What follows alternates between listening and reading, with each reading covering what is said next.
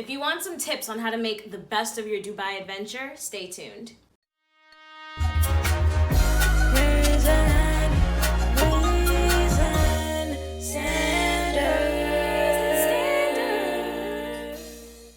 Hey guys, welcome back to my channel, or if you're new, welcome. You already know what to do, subscribe. I just wanna, first of all, say we hit 300 subscribers. Thanks, guys. But yeah, like this video if you enjoy it, comment. I always respond to everybody who comments. Provide more feedback. I'm trying to hear what you're trying to say. All right, let's get started. So this will be the final video regarding Dubai. If you haven't seen the room tour video or the vlog, go watch those first and then, bring that right back here. Cool. So I guess I'll kind of break this into two separate categories because I have a few tips for how to make it through Dubai nice and smoothly. And I also just have some observations that are just good to know before you go. So the number one thing that I feel like saved me and my friends' lives in Dubai was getting a SIM card. That was the first thing we did when we got there. We got it at the airport. It made communicating with the locals over there so much easier. To be honest, I'm not even too sure how we would have communicated with them on the phone without the SIM card. Pretty much most of our excursions that we did, they would call us in the morning to confirm bookings, this, that, and the third. And if you don't have a Dubai phone number, it's kind of like, I don't know how that works. Maybe if you bougie, you got a phone plan with international calls, then it won't be a problem. But look, your girl don't have all that. So I got a SIM card, right? I got a SIM card. So the SIM card that we got was about 55 dirhams. So I think that translates to about like 15 bucks in US money. It was 1 gigabyte and it was useful for the whole week. So I luckily have two phones. I have my actual phone and then this is like my trap phone. No, this is my old phone, but I just never got rid of it, so I use it. I brought it, whatever, and we put the SIM card in this phone. So to preserve the 1 gigabyte of data, we would just keep this phone on airplane mode at all times, unless we needed to use it to make a phone call. We always made sure to connect this to Wi-Fi so that we weren't wasting data when we didn't need to. That's that. Transportation. Transportation is a big one, so I'm gonna break these into tips/observations. We tried the metro, we tried the taxis, and we learned about the Uber. It's not Uber over there, but the Uber over there. Ranking all three of them, I would say taxis are at the bottom of the list. A lot of articles were like, yeah, the taxis are super cheap, just do a taxi. Look, I'm telling you, do not order not a goddamn taxi over there. Let me explain. First night in Dubai, my friend and I get in a taxi. It's right at the airport. Taxi's supposed to bring us to our Airbnb. We tell her the address, right? She's driving, She didn't use any GPS. She knew where she was going, so we said, all right, do your thing. Homegirl starts doing circles. I'm talking laps. I'll show it on a map. Literally. Baby girl doing laps.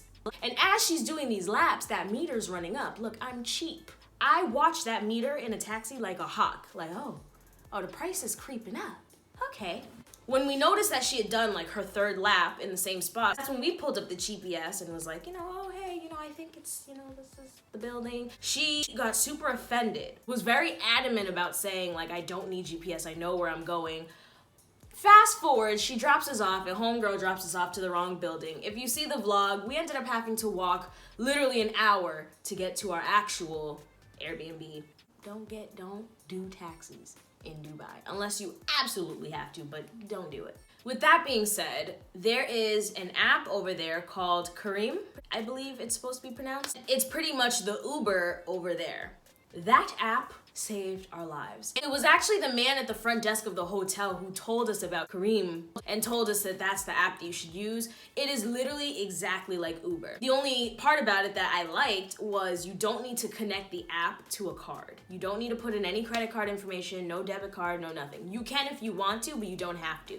So pretty much you can call the driver on the app, exactly like how you do Uber, Lyft, and all those other driving apps, and you pay them cash when you get there. That works perfectly for us. We paid cash. Definitely use Careem.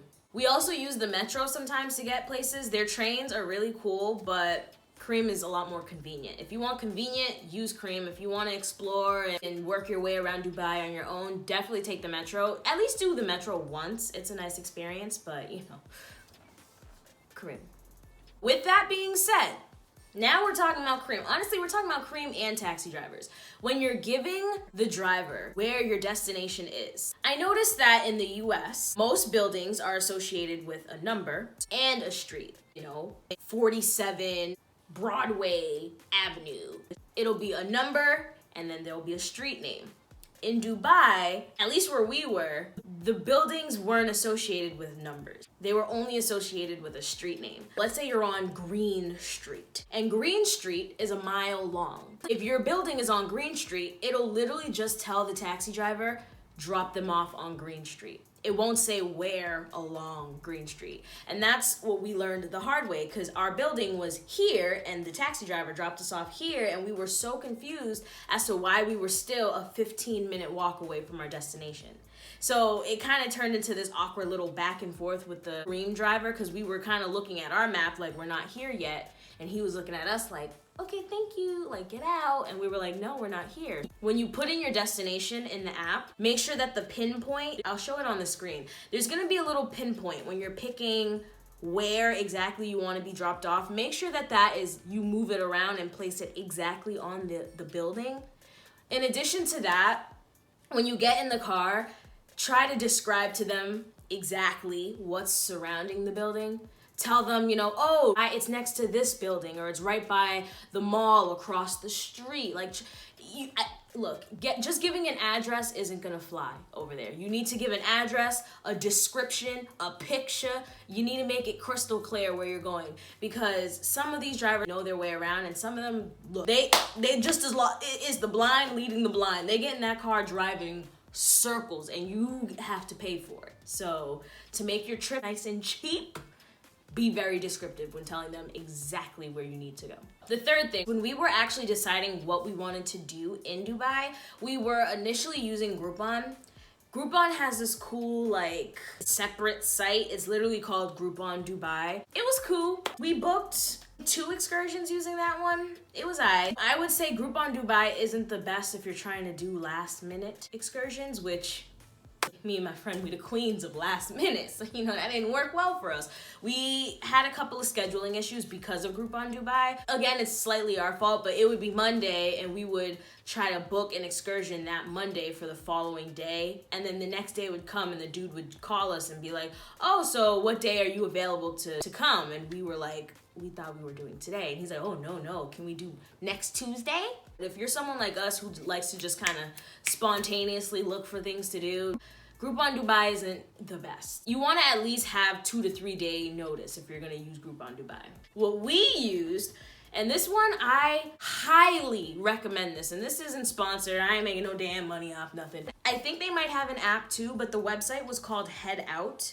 That site saved our lives. Literally, it could be that morning and I could book an excursion for that afternoon and it was all set. We would get to skip lines. It was great. And on top of that, what I love the most about this website, you pay for one excursion, and then because you bought an excursion on their website, they give you credits to use toward your next excursion.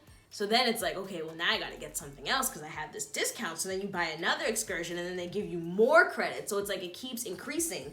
So it got to the point where we were buying so many excursions on there where one of the things that we did in Dubai was damn near free. It's great. So the next thing is currency. I know some banks, pretty much you can get your currency before you get to your destination. We didn't get any dirhams until we got there. It's not hard to get. One thing I will say is definitely look at the currency exchange rates. Don't just go to the first currency exchange place that you see. Usually, the airport will have 2 or 3 of them, even more sometimes. The mall usually has an area where it'll just be a bunch of them all together, and then there's also ATMs. Look at all your options, because one place might be exchanging your money for one rate, and then the next place has a much better rate, but had you just looked around at all of them, you would have known.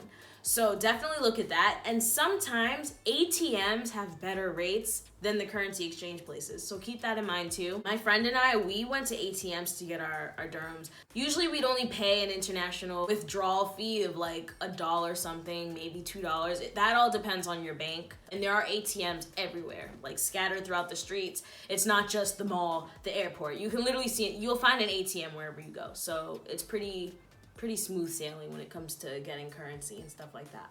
Oh, the temperature. So, if you're someone who cannot handle extreme temperatures, I strongly suggest that you go to Dubai during the, I can't even say cooler, during the normal hot season, which would pretty much be like October until April.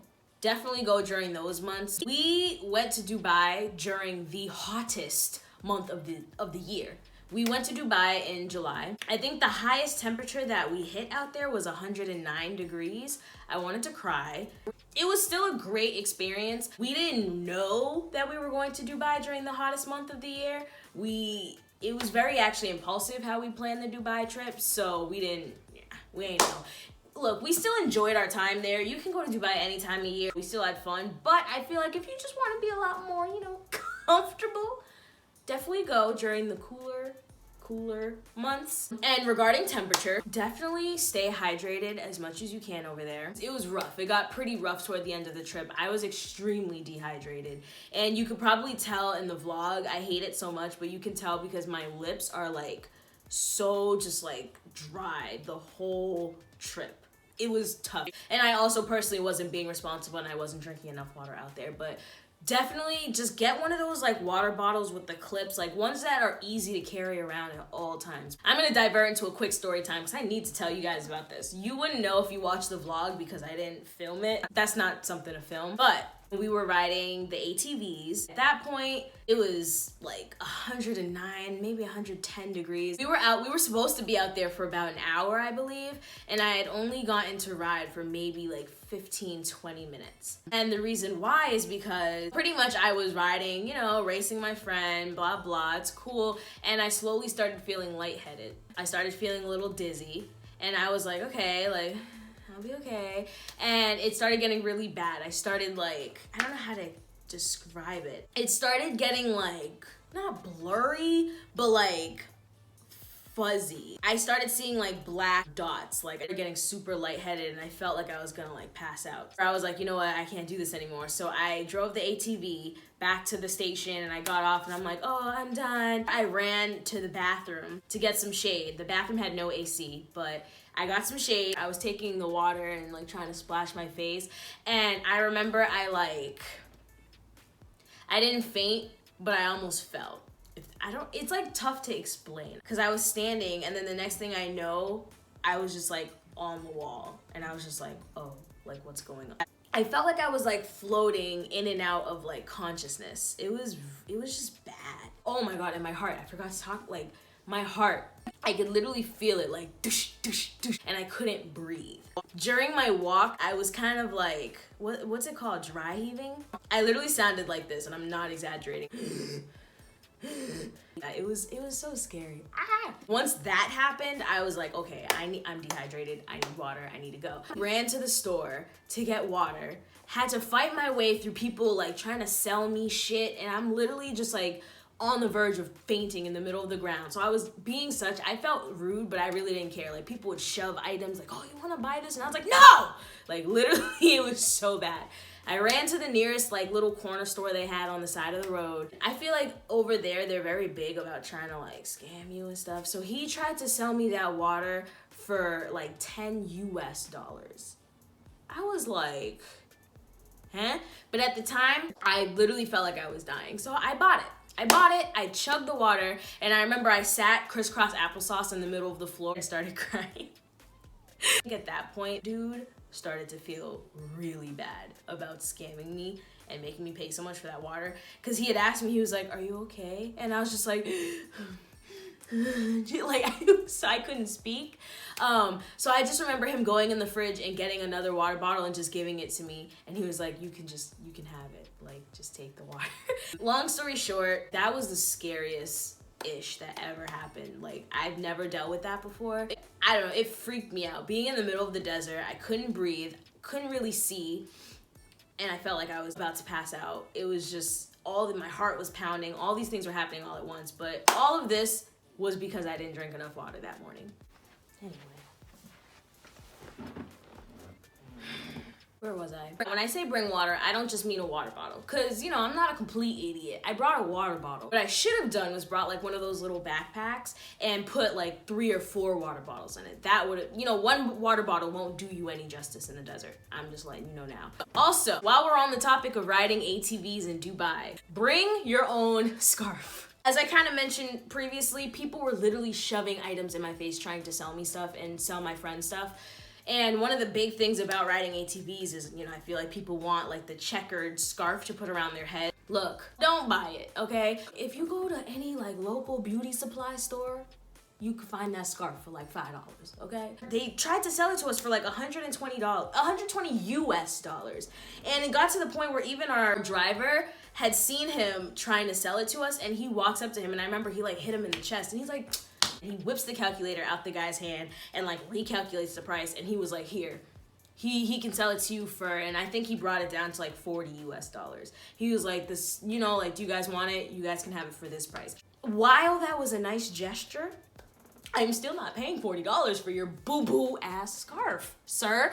No, just be aware. People will try to, when I tell you not even just sell things to you, they will try to scam you. Scam you, it's so bad. On top of that, it's not just about the fashion. The moment I took the scarf off my head is when I immediately started feeling dizzy. Once I took the scarf off, the sun was like zing, like on my scalp. I would refrain from wearing jewelry. My friend had like a bunch of gold ankle bracelets on her leg. The sun was like zing on her ankle. Her skin was like burned under. Don't wear metal. Don't wear anything that'll get hot and burn you. It's really bad out there. Ooh, food. If you're someone who cares about saving money in Dubai, I strongly suggest not buying every meal out there. Me and my friend always make it a point to get Airbnbs with kitchens. We want to make sure that we can cook in addition to buying food, or we'll buy like a lot of food and then we'll have leftovers and eat the leftovers for our next meal. We bought breakfast food. We did one brunch, I believe, but after that, like, just make your own breakfast. Like,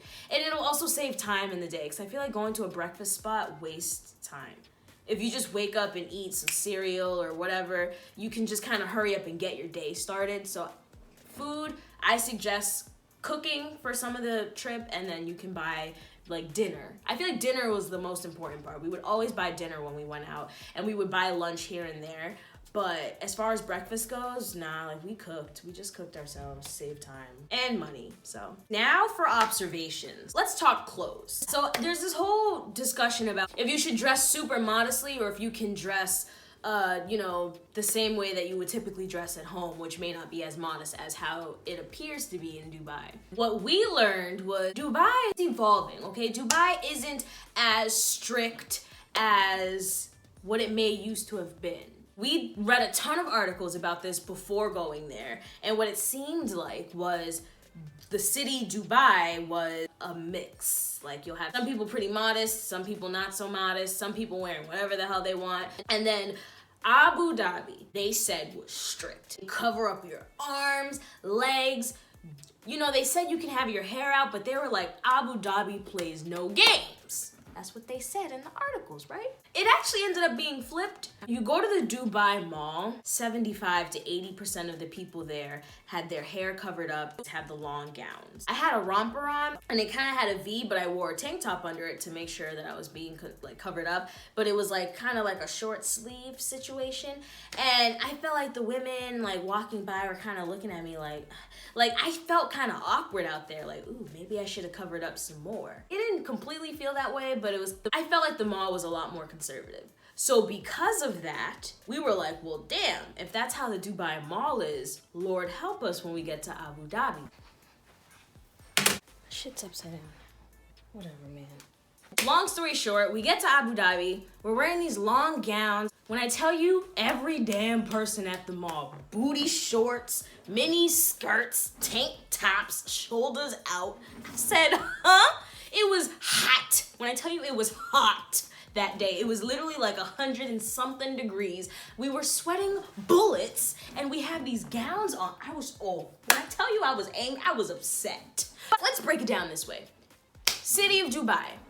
Dubai Mall, kind of conservative. 80% of the people there will be long gowns, hair covered. Outside the Dubai Mall, it's like a mixture. There's so many tourists that it's a mix. There's some conservative, some not conservative. Just be in the middle. Abu Dhabi. If you go to, I believe it was called the Marina Mall, or that's what it was called or something like that in Abu Dhabi. When I tell you can wear what you want, it was so hot out there. It's strictly tourist. You go to Ferrari World, we went there, tourist. It's all tourists. Everyone's wearing what they want, willy-nilly, and I'm out here sweating balls. It was bad. If you go to the mosque, you don't need to be covered up because when you get there, they provide you with like dresses so that you can wear your dress while you're in the mosque. You don't even need to buy any kind of dress. They'll provide you with a dress. And I was butthurt because I got there with my gown on and they were trying to have me change out of my gown into they little nasty old dress. No, so I had to do a little bit of negotiating. Like, look, my wrists are covered, my ankle is covered, and she was like, fine, you can go. Your dress is good. And I was like, yeah, you better let me wear my own dress. The rest of them were literally just like quick little observations. There's no tax in Dubai, so just so you know, if something says that it's 10 dirhams, it's 10 dirhams. That's it. You don't have to worry about tax. There's no extra fees. Things are pretty straightforward out there. I liked that. And lastly, these people out here drive like madmen. They don't use blinkers out in Dubai. They don't. No one uses blinkers. And I don't know why, but no one stays in the same lane for more than like 45 seconds. I really don't know why. Like, they do this thing, it'll be like a 4-lane highway and they'll be on one lane and then they just drift. No blinkers. They just drift from one lane to the next and they just be drifting. And I'm like, when I tell you we were in the back seat, like they drive like wild people. The way they drive out there is ridiculous. Overall, I hope this helped. A lot of these are things that you figure out when you're out there, but now that I made this video, it's amazing that you know in advance. It just will save you time. These things that we learned along the way, especially when it came to booking excursions and transportation, it would have been nice if we knew ahead of time. That's all. Bye.